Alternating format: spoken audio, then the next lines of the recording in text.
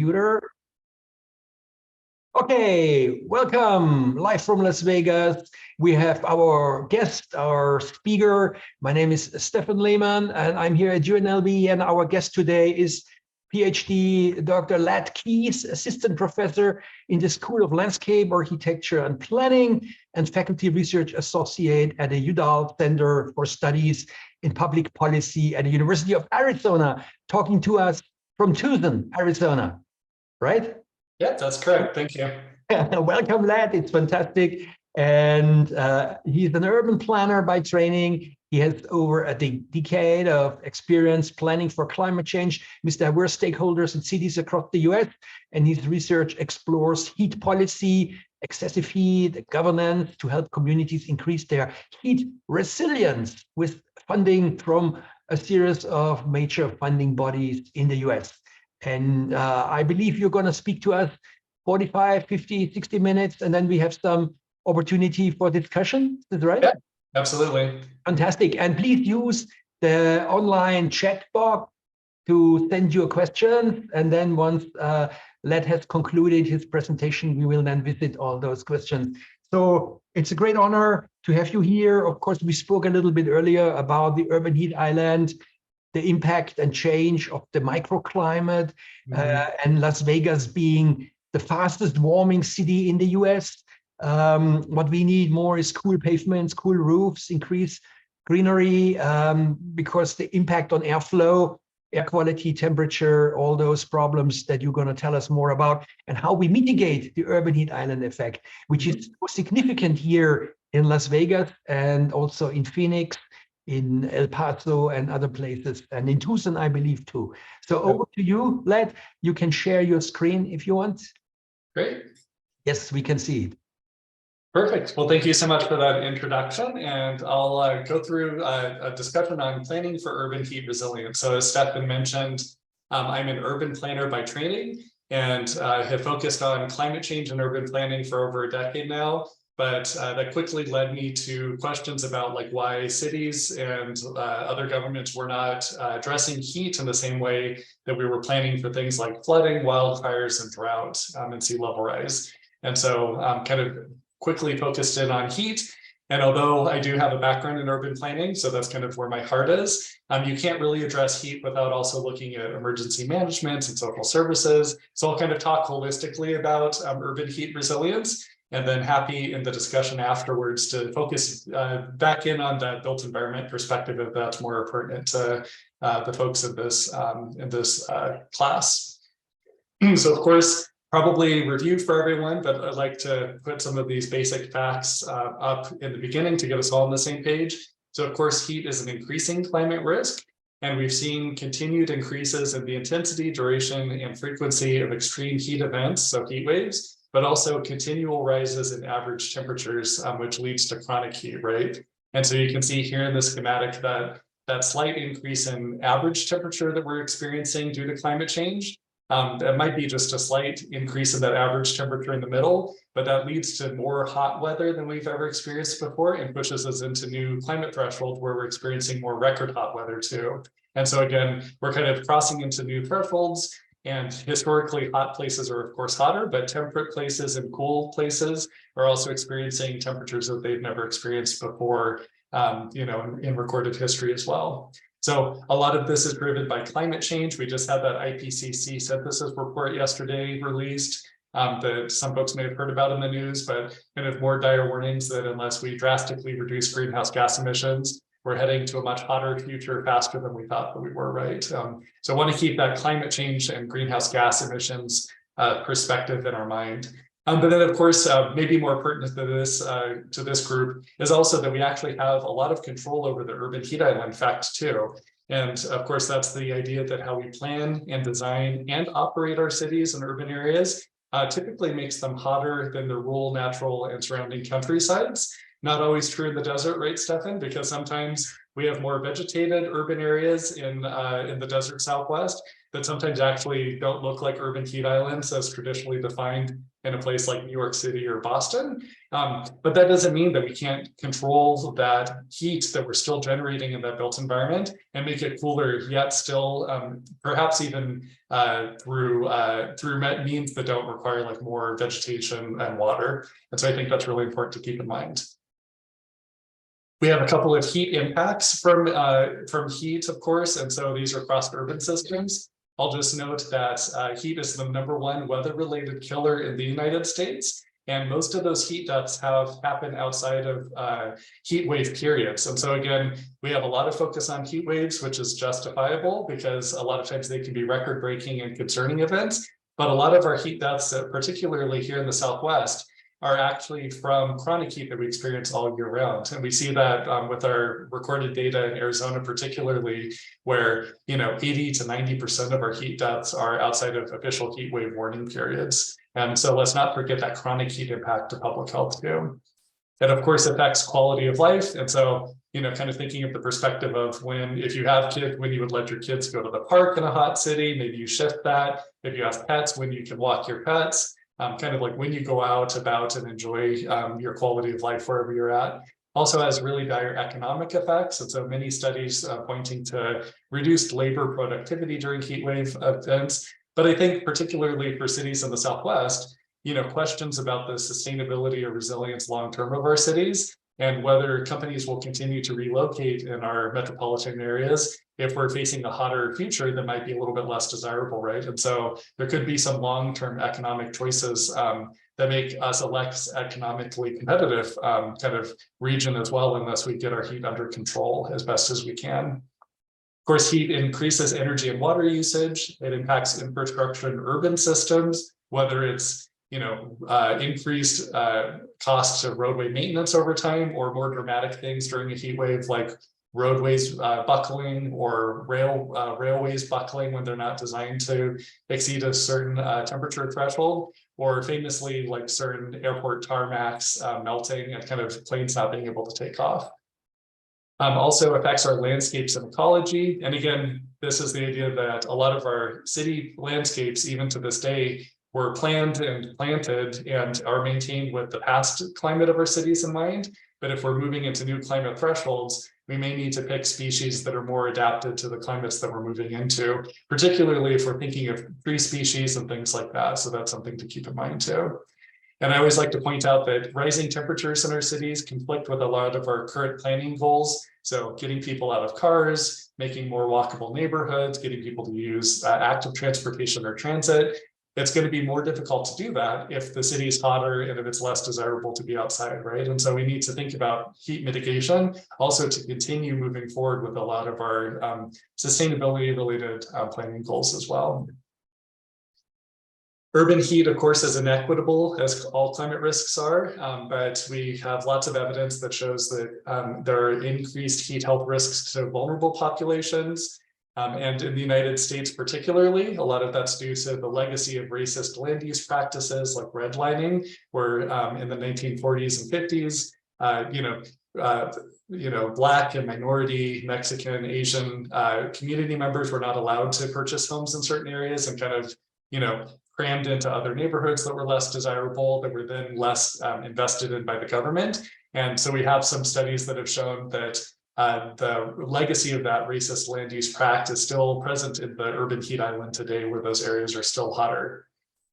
We also have systematic inequities with extreme heat. So of course, things like access to healthcare, affordability and accessibility of safe and quality housing and energy for indoor cooling, the workplace and school conditions. And so, if you're a college professor or student and you're sitting in a nice air-conditioned dorm or a college classroom or lecture hall, your thermal experience during a heat wave is going to be vastly different than an outdoor construction worker or someone who's unhoused, right? And so thinking through that, even within the same city, all of us could have vastly different thermal experiences based on our occupation and kind of the safety measures that are put in place by that.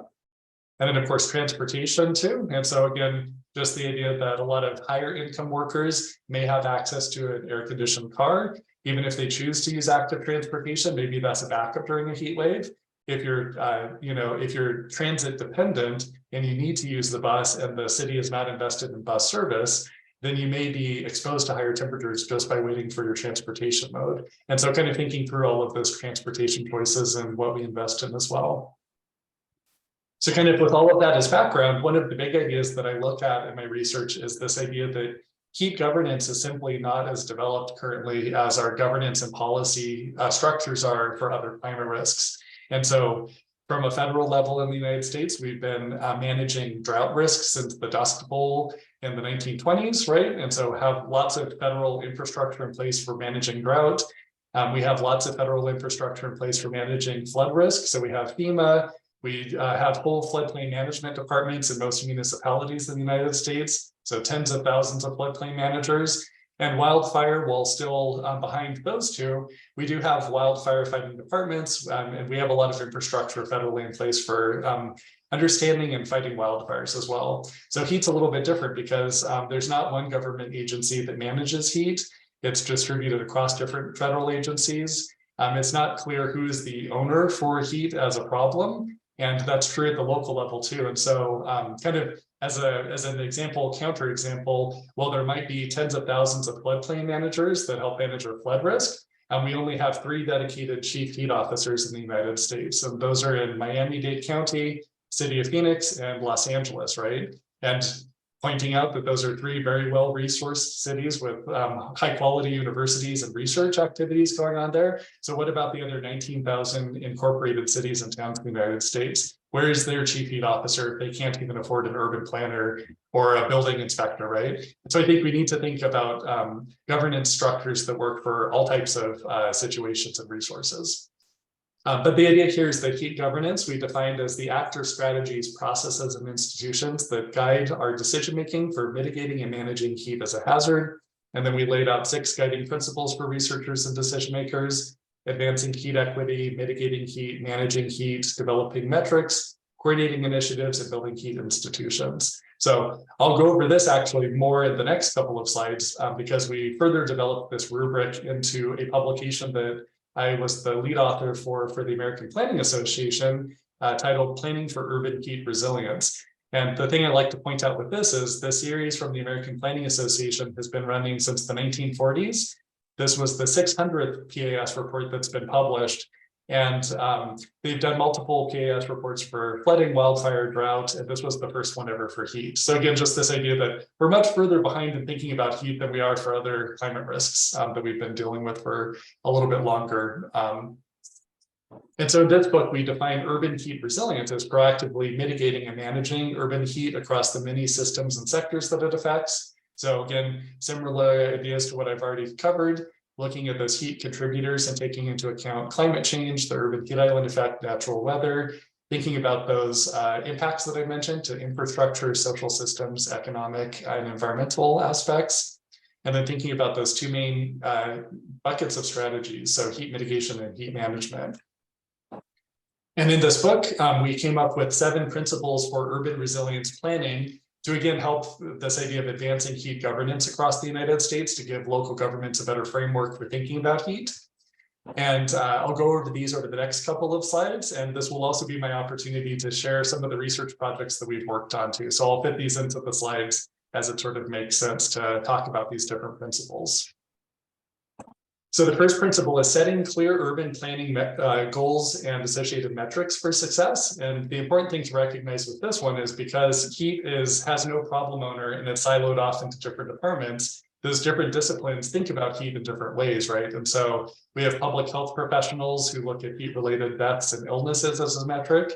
We have urban planners who might look at tree canopy cover or reducing land surface temperature maps, urban heat island maps, right? And then you might have emergency managers looking at the number of people served by cooling centers that are open and operated. So kind of thinking through those different disciplinary perspectives and thinking through which of those goals are we actually trying to achieve and what are we actually trying to do? Are we trying to reduce land surface temperature or are we trying to reduce heat-related illnesses and deaths? Like which is the one that we're actually focused on?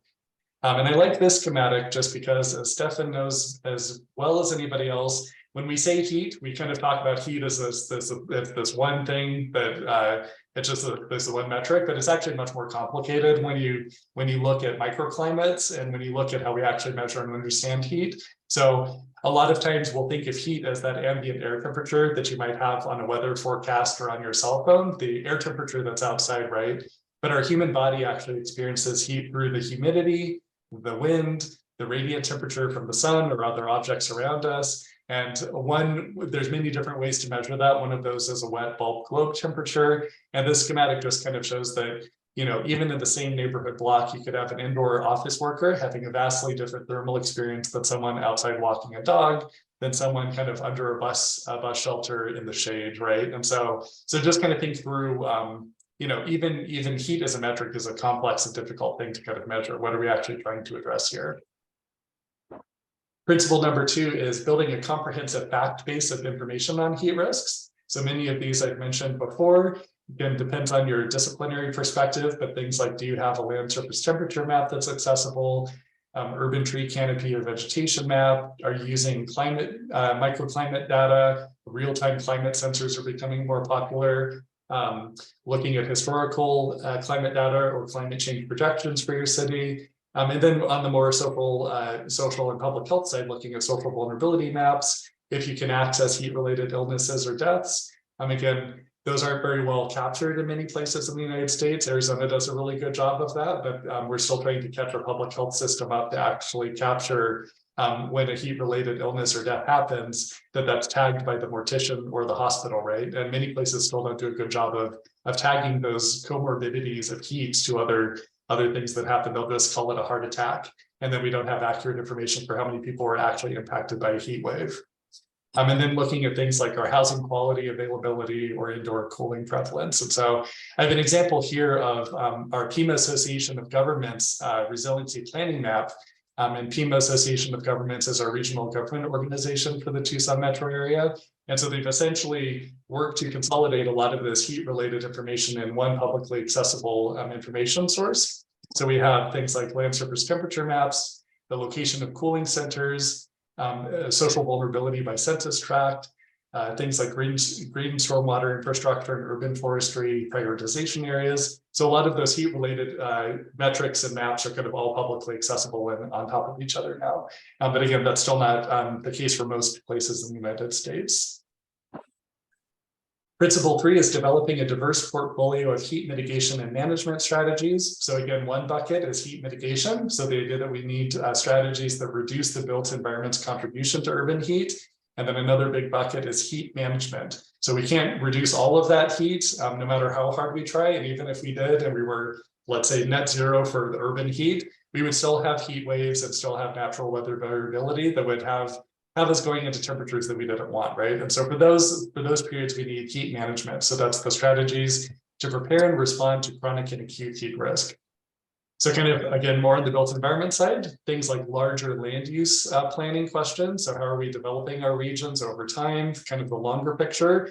And then, of course, like very important to the architecture and landscape architecture professions, questions about urban design. What do the microclimates outside of our buildings look like, right? And do we have appropriate shade? Do we have walkways and airways that permit the flow of air to make sure that they're not trapped in certain places? So there's a lot we can do with urban design at the local site scale too. A lot of cities are looking at urban greening campaigns, although that's probably something we'll get into a conversation about because here in the Southwest, right, urban greening takes a lot of water resources. And I think that that's a very big question with the mega drought that we're facing right now.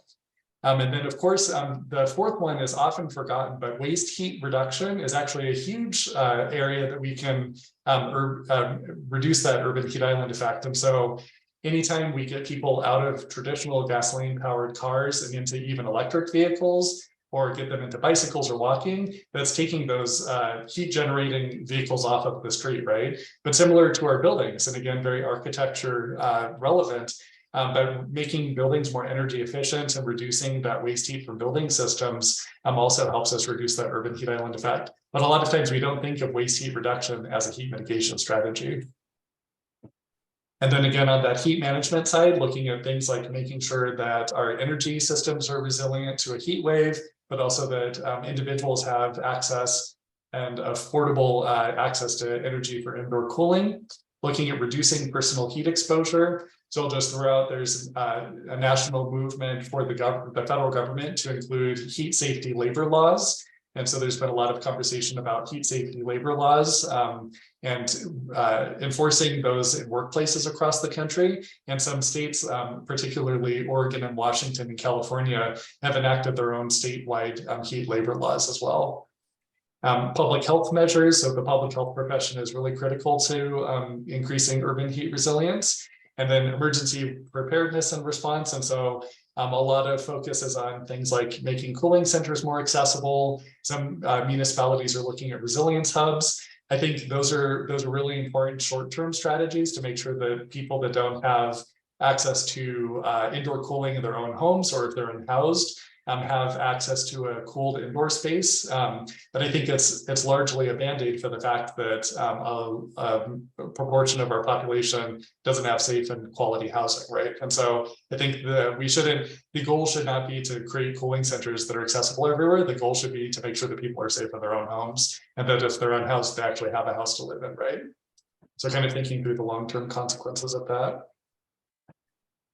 I'll mention here, we did myself and my colleague Sarah Miro, who is the co-author of the Urban Heat Resilience book, did a planning survey previous to the book, where we surveyed large, medium, and small-sized communities across the United States in all climate regions. And we asked them about what different strategies they were using to plan for heat.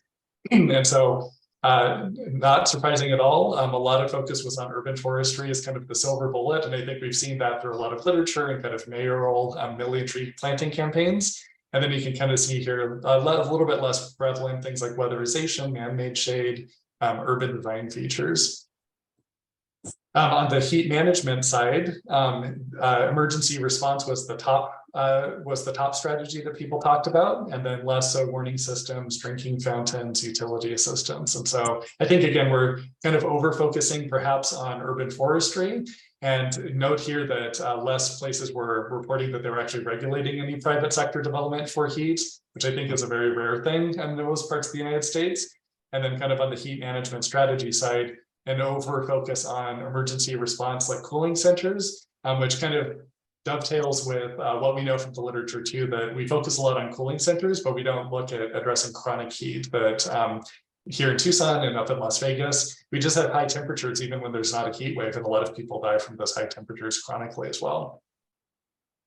Principle 4 is managing uncertainty. And this one really gets into that question of water use here in the Southwest as an urban greening strategy. But when we do take actions, trying to prioritize actions with co-benefits. So of course, things like green stormwater infrastructure that can reduce flooding, increase urban greening with maybe native or drought tolerant species can be really important. But weighing trade-offs with other community values or goals. And so, a big question here in the United States is, how do we provide indoor cooling to those populations that don't currently have access to it without unintentionally increasing our greenhouse gas emissions? And so can we also provide weatherization for their homes to make sure that it's as efficient as possible without increasing the cost so much that they can't afford either air conditioning or weatherization, right? Avoiding maladaptation is really important. And the schematic here came from a specific project that I had with the city of Tucson, where they were looking at investing more in green stormwater infrastructure, but a community concern was that a lot of these green stormwater infrastructure basins that were being constructed, the community concern was that they were unintentionally potentially creating mosquito habitat. And so a lot of neighborhood groups were saying, don't build any more until we understand if this is actually a maladaptation in creating mosquito habitat. So we actually went out with vector-borne experts and kind of sampled all of these green stormwater infrastructure sites across the city of Tucson.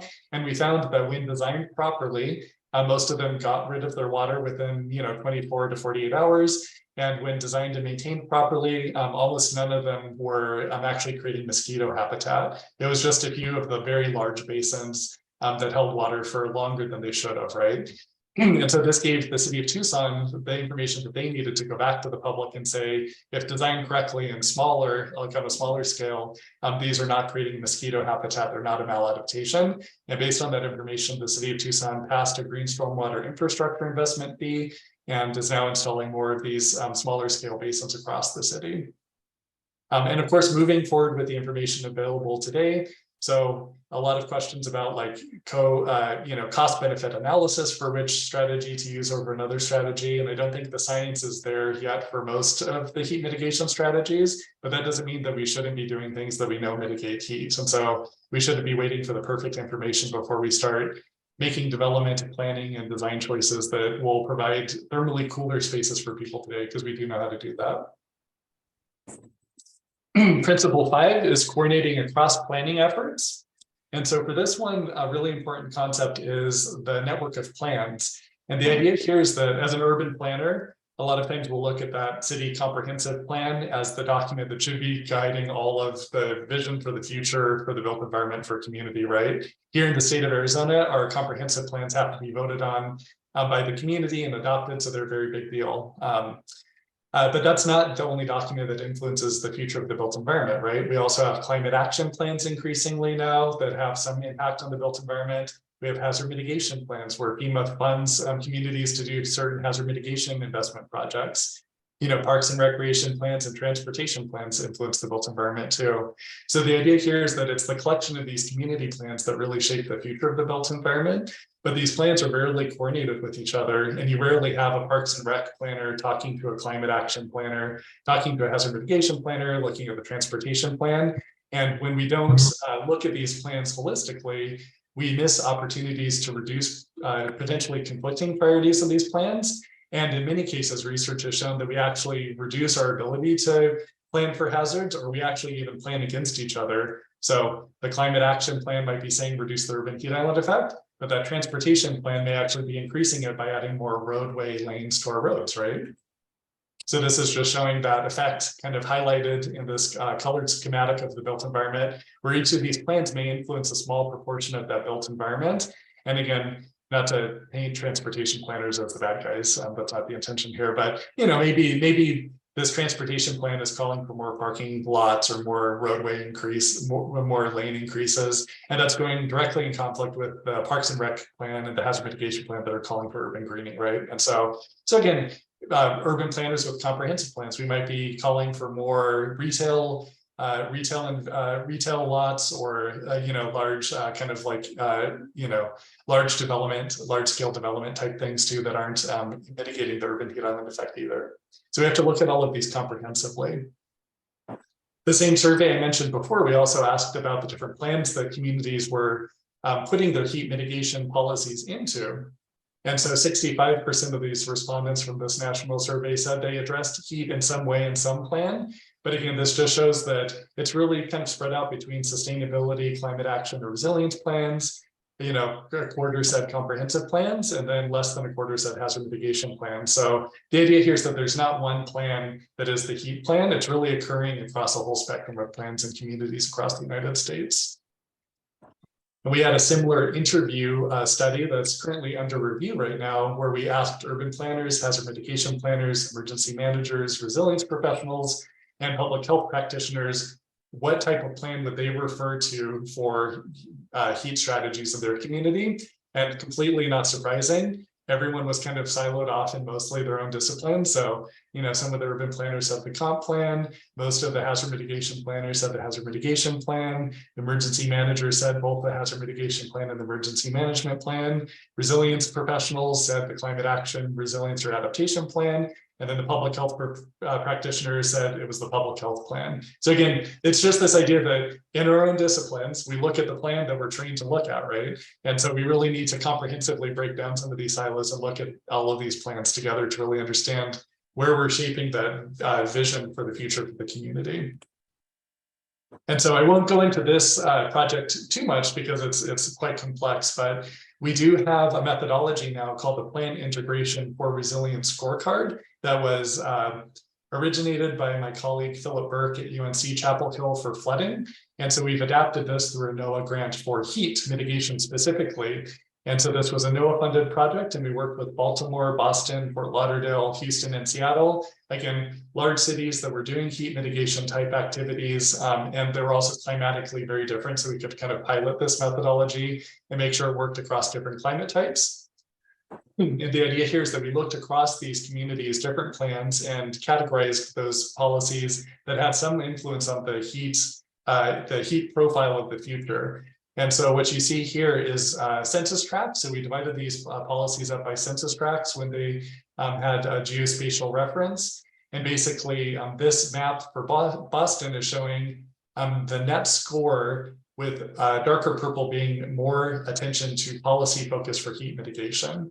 And so kind of the lighter color score is also positive, you'll note in Boston, not necessarily the case in all communities, but they've really focused more heat mitigation policies in these darker purple census tracts. So I like to show Boston because out of those 5 cities that we worked with, Boston was the only one that had successfully aligned, statistically significant way, had successfully aligned their heat mitigation policy attention to the census tracts that were also the hottest census tracts based on the land surface temperature map, and also the census tracts that were more socially vulnerable. And so in the other 4 cities, there was no statistical correlation between where they were putting their heat mitigation policies and temperature or social vulnerability. So this just provides an approach for communities to kind of look across all of those different planning efforts stacked on top of each other and really understand what their plans are doing to the built environment of the future from a policy perspective. Interestingly, even for Boston, kind of a side note is that while their policies did successfully address both the hottest temperature census tracts by land surface temperature and the social vulnerability census tracts with the highest ranking, these 2 areas are not necessarily co-located. And so if you were an urban planner or an architect kind of looking at one measure to understand all of the heat, you would definitely want to look at multiple different measures, because if you were in Boston and you just looked at the hottest census tracts, you would miss out on socially vulnerable census tracts that aren't necessarily co-located with them. So, and if anyone's interested, again, just kind of providing a snippet for that, but we do have the full guidebook that's freely available thanks to the NOAA grant at thetinyrl.com/for-heat at the bottom. So we have the whole approach kind of listed out in that guidebook along with all of the results for all 5 cities. Principle 6 is inclusive participation in planning and planning processes and fostering justice. And so, of course, a call for equity, a call for working with communities, but we want to make sure that we plan for heat with communities and not for communities. And so we want to have inclusive public participation processes and make sure that we have a sustained effort to include historically marginalized communities, particularly again with the history of redlined communities and disinvested communities being hotter today than their richer and whiter counterparts. And then as heat is a new area of research and practice relatively compared to other climate hazards, we want to make sure that we have open and transparent information sharing and decision making, particularly because it's less familiar to a lot of community members than something like wildfire planning or floodplain planning, which folks are much more familiar with. So I'll mention here that for most of the talk thus far, I've been pretty science heavy. I've been very policy wonky, right? Because I know you guys can keep up with this and I know you're the appropriate audience for that. I would say that would not be the appropriate way to address heat in a community setting, right? Because when you talk to community members who might work in outdoor agricultural fields or might be construction workers, they're not going to frame heat in the same way that we will as architects or planners or public health professionals, right? And so kind of letting them frame heat and heat impact in their own ways is really important. And then listening to them to what they hear or what they think the strategies are that would actually help them in their own lives is really important. And so we actually just passed our climate action plan in the city of Tucson last week. And we had a lot of different community listening sessions, kind of dialogues. So not just a survey, but kind of went out to community members in different areas where they were actually at. And one of the things that we heard a lot of is, if you remember back, urban forestry is one of those top strategies for kind of combating urban heat, right? And so we know that, again, mayors love their million tree planting campaigns, and that's a really popular strategy. When you go out and we actually talk to a lot of these community members, because I was involved in this plan, a lot of them said nothing at all about trees for heat. They said, I want the bus service to go faster so I don't have to wait at the bus stop for as long. And so from a design perspective, you might think we need to design a bus shelter that provides more shade.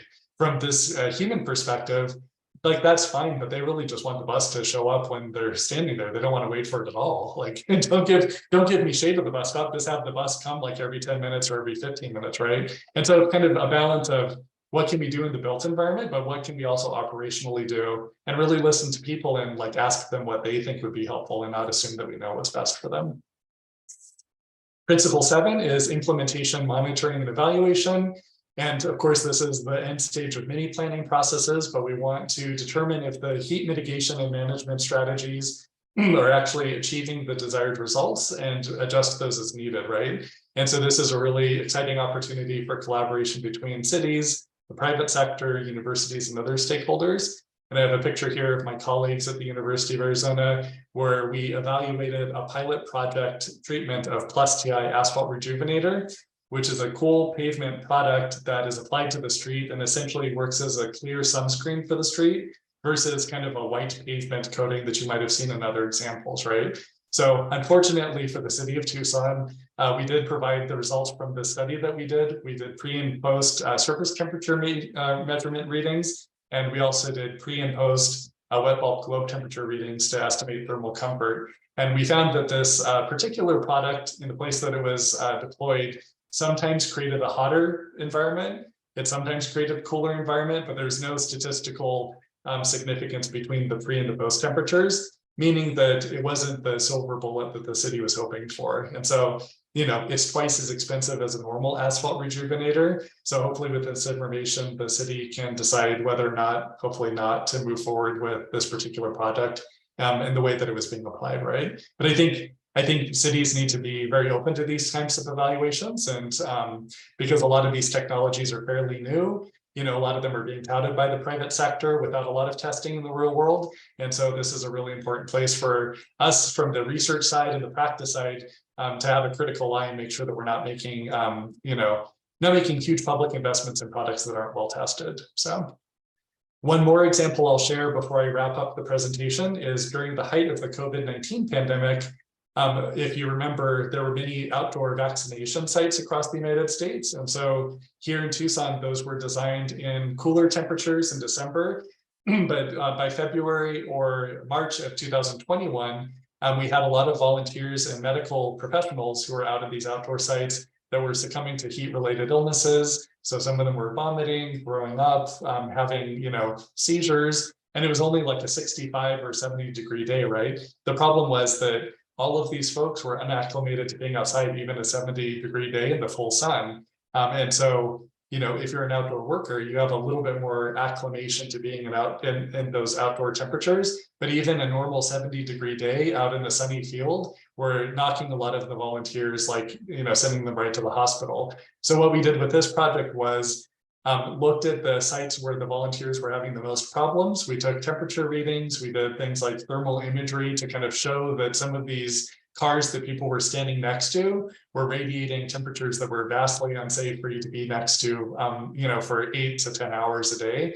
And we basically provided that information back to these site operators to talk about the vast differences in microclimates of these outdoor sites. And so, as Stefan knows probably, a lot of these operators were sitting in kind of cooled trailers. A lot of the managers were in cool trailers on site, so they thought that things were perfectly fine. But a lot of these volunteers were out there for 12 hours a day in the sunny field. And from the operator's perspective, they had no idea that the thermal difference between a trailer and a field could cause you to go to the hospital. But that's what our evidence kind of really hit home for them, right? And so based on our study, the whole county actually shifted over to this Facts After Dark campaign, where they decided that they did do some minor changes, like in the short term, but they decided that with the temperatures rising pretty quickly, it was just safer to have smaller pop-up sites that operated at night versus having these large sites that were sited in fields. And a lot of them were kind of in football stadiums, things that had really large parking lots that had the biggest urban heat island effect of anywhere. And so it was safer to have these smaller pop-up sites like operating in dark, essentially. So. But again, kind of an example of an understanding of that built environment can really help inform public health professionals and emergency management professionals that don't understand those microclimate differences as well necessarily. So I'll just wrap up by saying that I have 3 primary projects that are continuing on right now that continue to look at heat resilience. So one is the CDC Building Resilience Against Climate Effects project that I'm the co-PI on for the state of Arizona. And in this project, we're looking at, particularly this year and next year, at improving those cooling center operations. We've created a statewide cooling center map. And so now it's not just up to every municipality to do it individually, but we have a statewide initiative so that even small municipalities can kind of plug in their cooling centers. And then we have statewide standards for cooling centers too. So we're all using the same language. We have the same terminology, and we have a better approach for when a heat wave does occur, that we have all of these cooling centers hopefully operating at the same time. And so that's a statewide initiative that we've been perfecting. And we're also looking at measures to increase the accessibility of cooling centers in those census tracts that don't have them currently. We also have CLIMAS, which is the Climate Assessment for the Southwest, which is a NOAA Climate Adaptation Partnership Program. In this program, I'm the lead of the heat resilience section. It was just funded last year. And for this one, I've been talking mostly during this hour about urban heat resilience. This project, we're actually looking at rural, tribal, and borderland heat resilience with the idea that a lot of the strategies that are appropriate in cities, so maybe urban forestry, cool pavements, things like that, you take that out to a city of 100 people or a tribal community, and there's no point of painting the one town road white, right? Because the problem isn't heat mitigation of the urban heat island effect. It's the resource and the heat management side. So we're trying to better understand what we can do in these rural communities. And maybe there is a built environment aspect, like increasing the weatherization of homes and indoor cooling accessibility in these rural communities. So we're trying to understand which of the lessons learned from cities applies to rural areas and which of them are completely inappropriate. And maybe we need to have a new way of looking at rural heat resilience too. And then finally, we were awarded last fall a $25 million Southwest Urban Corridor Integrated Field Laboratory that I'm the UA institutional lead of. And that's a partnership with the University of Arizona, where I'm at, Arizona State University, and Northern Arizona University. And we're working through this DOE project to better model, observe, and create resilient solutions for the entire sun corridor for heat, which is a pretty big task. And so we'll be working on that over the next 5 years, but just hired a program coordinator, looking for postdocs and grad students. So that's a pretty exciting project that I think will give us a very holistic picture from, again, climate change modeling, field observations, and that policy governance side, and really let us look at the whole urban corridor in Arizona in a more holistic way for heat. So it'll bring together a lot of those other projects that I was talking about. And Stefan, with that, I'll turn it back over to you. Very good work. Thanks, Lad. Very, very interesting. I mean, very timely. Soon we are sitting here in the heat and it's going to get hot again. We know that for sure. You're producing really good research that is important. Congratulations on that. And you've been doing this for a long time. And I always look at the research that comes out of your lab, but also Toshio Ichinose, Ichinose from Japan is maybe one of the leaders in Urban Heat Island, and David Saylor, what he's doing in Phoenix, in Tempe, absolutely. And Matteo Santamoris, a friend of mine, a Greek man in Sydney, and also Nuke Wong, Professor Wong at NUS in Singapore. There are everywhere in every country, there's 1 or 2 leading researchers that really adding to the knowledge, and a very important, fantastic work. So I just wanted to ask you, before we open it up, very Las Vegas specific. And there are many things we can do, change materials, color, use albedo, add greenery, change our roof, surface cover, cool pavements you mentioned, and so on.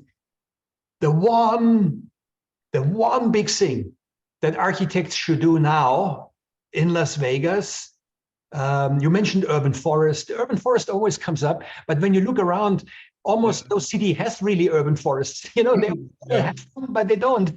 Anyways, that always comes up. Is it the urban forest, or what's the one big specific one thing that Las Vegas can do now, most effective change that should happen today that is feasible, doable, practical, common sense, but not happening? What is that one thing? Tell us. That's the $1 million question, right? And then you added in the twist of it has to be reasonable and practical. I would say my top recommendation is we do, and the context is we do a great job of looking at public investments from the government and the public sector as the responsible party for heat mitigation. And that's why all of our heat mitigation strategies, for the most part, focus on full pavement on the roadways, which are public, or increased urban forestry in right-of-ways and kind of the public spaces like parks. I think we need to broach the topic of regulating or working with the private sector to ensure that future development is regulated or at least reviewed for heat mitigation. And I think that's not easy, but it's certainly feasible and it's certainly practical. And so every boring Circle K or Quick Trip or Hilton Hotel or a new housing subdivision that we allow to be created in a place like Las Vegas or Tucson should be reviewed by its urban planners for how much urban heat it contributes to the built environment. And it cannot just be the purview of the public sector to kind of like do public investments. We have to cooperate with the private sector too. And you know, some countries have changed their building code in the way that no new building without green roofs. In France, for instance, in France, it has been mandated in the building code, and many other things. You have to offset now any new construction. There's an interesting question in the chat from Bijan. Thanks, Bijan, for that. He's asking, do you have any ideas of how we can tackle the existing massive parking lots that are heating our cities? The parking lots, what do you suggest us to do here, specifically in Las Vegas? Oh yeah, that's a good question. I mean, covering them with anything is would often be a recommendation, but I would say, it's not just about trees or maybe solar panels. They can at least shade the people underneath them or the cars underneath them, right? But also reducing the size of the parking lots is something that actually a lot of cities are looking at the urban heat island effect as a reason to stop requiring such large parking lots or even downsizing the parking lots that they have, with the added benefit of potentially allowing more infill development in those places too. So that's kind of a two-part answer: is cover them with whatever's appropriate, but then reduce the size of them where appropriate too. Because most of our cities are overparked with parking lots. So yeah, it's the building code. Again, the building code is asking for a certain number of car parking spaces. Usually it's, one space per apartment. Sometimes if it's a larger apartment, more than 1,000 square feet, you need to have 2 parking spaces. You need to have visitor spaces that always stand empty. Nobody's using them. And anyway, it's also, again, coming back to the outdated building code. There's a question by Robert. Robert is more asking from the viewpoint of the architect on the materials. He says, how do the facades, especially glass and metal, and maybe concrete, of modern homes and commercial buildings affect the heat issue? Yeah, I love that question. So I am not a materials expert and I'm not an architect. So I'll say that first, right? But I do know that here in Tucson, that style of building has kind of become popularized in like downtowns across the world, right? So you kind of see those metal and glass like buildings everywhere. Here in Tucson, actually, our downtown code specifically for our downtown area is very restrictive on how much window space we have pointing to the south and the west. And it's very specific about how much awnings and coverings we have for all parts of the building. And so I think our downtown buildings that have been built since that building code, with the trend of these metal and glass buildings, do look a little bit different than they do in other places because they have been required to be heat resilient, right? I think the local vernacular of architecture is incredibly important, and like different styles are popular in different places. One really tragic thing that sticks in my mind is we had that Pacific Northwest heat wave of 2021 that killed almost 2,000 people in Portland, Seattle, kind of up to Vancouver. And one thing that came out of the architecture community up there was almost all the homes, well-to-do, middle-class, rich homes have very big windows that are south-facing that are not covered up at all, right? And so that was the climate of their past, was you wanted to capture a lot of that sunlight because it was mostly cloudy and rainy, and you wanted that light to come in from the south. During that heat wave, they found that those buildings it was very hard to shade those windows the way they had been built, and it acted as like convection ovens essentially for a lot of the homes that didn't have air conditioning. And so I think it's not just metal or glass buildings. We have to look at a lot of traditional ways that we've built homes in other places too, like the Pacific Northwest, that might not be appropriate for the climate that we're heading into. That's a very good question, and I think local knowledge is really important with that one. So yeah. And what works in one city might not work in another. You know, what works in Hong Kong, they have completely different problems. They have no airflow anymore. They build a wall of high-rise towers, and what works here in Vegas, but the roof seems to be a significant component. Because it's so exposed to solar radiation and becomes the collector, absorbing all the heat and storing and trapping the heat easily in summer. So the material, the color of the roof, but also roof overhangs, eaves and roof overhangs, because we need shade. We need shade on the facade, on the windows, but also on the glazing, but also especially on the western and southern facades, and sun shading. Do you have any experience in external sun shading, movable sun shading louvers or something like that? What's the effect? Is it just is it just a gimmick, or is it really effective? What is the best, most effective sun shading? Oh yeah, that's a good question. I would say from what I've heard, so this is a personal experience, but from what I've heard, permanent building features that reduce the sun's impact over the whole year. So siting the building appropriately for the hottest day, kind of calculating the awnings that are needed or whatever for the hottest time of the year, are generally more effective than the movable type things, because over time operationally those break, they need to be replaced. Owners might change and might not move them around as much. So I think they have a place, but I wouldn't rely on them entirely, right? And so one kind of natural version of that that's a little bit more automatic is we actually, not to go back to trees, but we have a lot of native trees here in Tucson, like mesquite trees, that lose all of their leaves during the winter. And so it's kind of a natural awning moving system, where in the winter you might have a public space that, you know, not by anybody else's standards, but by our standards, is like a little bit chilly at 60 degrees without sun. So in the winter, that park urban design kind of open space between buildings has a little bit more sunlight and is a little bit more thermally comfortable, but it kind of like, you know, naturally the trees will regrow their leaves and provide more shade in the summer. So we have some natural solutions to that too. Yeah, the natural solutions are always the best, isn't it? They had millions of years to evolve, and that's why they are so effective. You know, the tree knows exactly when it needs large leaves and when the leaves can go. Very interesting. Are there any other questions to add on this very important topic? From the big three big topics we suffer here, one of course is water scarcity. Another is arguable. Either some people think it's the transport problem, some other people think it's housing affordability, but certainly in the top three is urban heat. Urban heat island effect is more an issue here in Las Vegas, let's say, than maybe in Miami or in Boston. Thank you very much, Lad. It was very interesting, very timely for us to think about, and it's so relevant for where we are here and where you are, and even for us than for you. So I think we face the same problem, right? Of having a largely developed built environment that we're kind of stuck with, and you know, urban greening again like takes a lot of water, and so if you want to reduce temperatures quickly, like it's a question like how can you reduce it quickly in a built environment that's been set over the last 100 years? And I think like the unsatisfying answer is by incrementally changing it as we approve new things. But I think that's not going to be enough, right? And that's where we might have to think of those more transformational kind of actions too. I believe this topic is just at the beginning. It's going to get bigger and more relevant as we move forward. And as due to global warming, our summers get hotter and our heat waves get longer. And as you said, we don't really have heat waves. We have 3 months when it's continuously very hot.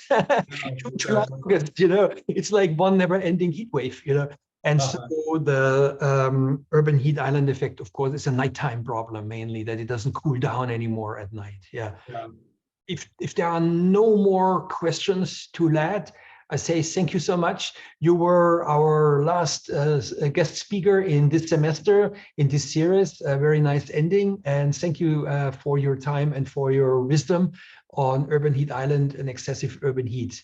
And all the best to Tucson. And I hope we can welcome you back now that COVID is over very soon in Las Vegas and think about some new research projects we can collaborate. All the best, lad, and let's stay in touch and connect. Thank you so much. And I threw my email in the chat just in case anybody wants to reach out afterwards. I'd be happy to answer any other questions. But thank you so much and good luck with your project. Thanks. Thanks. Bye. All the best.